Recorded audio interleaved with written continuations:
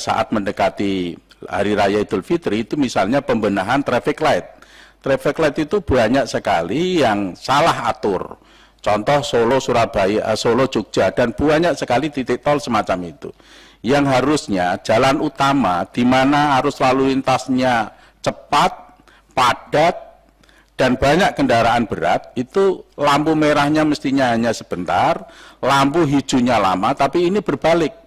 Dan itu terjadi di mana-mana. Andai kata itu dibenahi oleh Kementerian Perhubungan, mulai dari sekarang saya yakin itu akan menjadi lebih lancar lagi. Kemudian juga, saya mohon kepada Kementerian Perhubungan supaya pengalokasian anggaran untuk mudik gratis, ini dipikirkan dari sekarang. Karena RKAKL 2023 itu mulai dibahas dari sekarang. Supaya tidak terlewatkan, tolong itu dialokasikan anggaran supaya mudik gratis itu meningkat. Kalau saya lihat jumlah arus mudik yang melalui jalan, itu di tahun 2019 jumlahnya diprediksikan lebih banyak di tahun 2022, meskipun kenyataannya ternyata beda, tapi prediksinya lebih banyak di tahun 2022, tapi sayang jumlah bis untuk mudik gratis malah lebih rendah, lebih turun daripada 2019.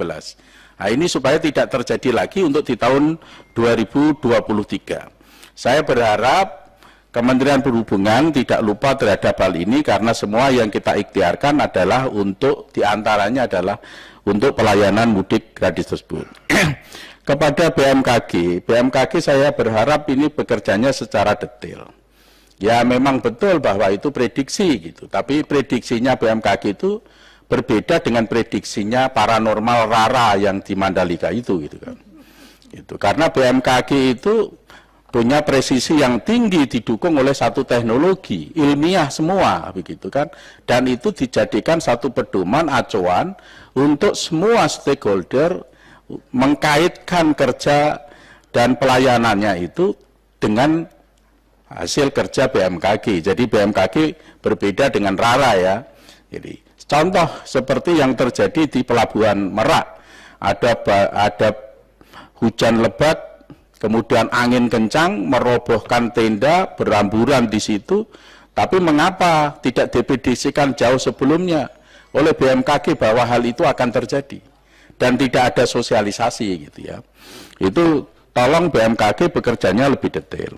Untuk Kementerian Perhubungan sudah mengidentifikasi pokok persoalan utama adalah di penyeberangan ya, di penyeberangan dan juga jalan tol arah ke Semarang.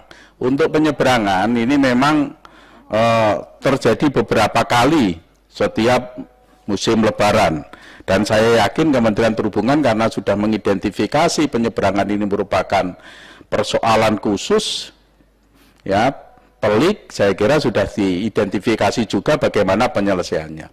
Bisa nggak misalnya Pelabuhan Panjang atau Pendawan Banten itu juga difungsikan begitu untuk bisa membackup, mengcover kekurangan dari Merak Bakau ini. Yang kedua, masalah tiket.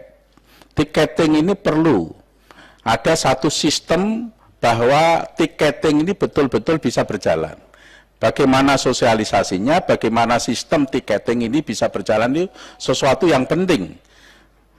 Kemudian sudah dipikirkan oleh Kementerian PUPR, oleh Kementerian Perhubungan akan ada terminal begitu, ada rest area untuk menampung mereka supaya on time. Jadi kendaraan yang sudah masuk di situ itu belum tentu jadwalnya akan langsung masuk ke kapal. Tetapi yang jadwalnya harus masuk ke kapal bisa saja kendaraan itu belum datang. Ini memang sulit untuk diprediksikan kendaraan supaya bisa menjadi on time. Sulit seperti bagaimana pelayanan bandara maupun stasiun kereta. Ini pentingnya dibangun satu terminal sementara atau untuk penampung kendaraan sementara dalam rangka pengaturan tidak terjadi penumpukannya di pelabuhan dan supaya ketepatan waktu dalam masuk di kapal tersebut. Jadi Bapak Ibu sekalian, ini Pak Mulyadi ini memang sudah kelihatan bersinar begitu berbicara soal Puncak 2 ini terakhir pimpinan. Jadi jangan di stop dulu, ini memang terakhir pimpinan. Baru mau di stop. Ini puncak 2. Jadi Pak Mulyadi ini daripada gitu gini terus, nggak enak Pak Menteri merasa tersindir begitu ya. Mengapa kok sampai harus seperti ini terus? Mungkin barangkali Pak Menteri PUPR mulai dari ini sudah berpikir serius untuk merealisasikan puncak 2. Saya kira itu. Terima kasih. Assalamualaikum warahmatullahi wabarakatuh. Terima kasih Pak Dewo.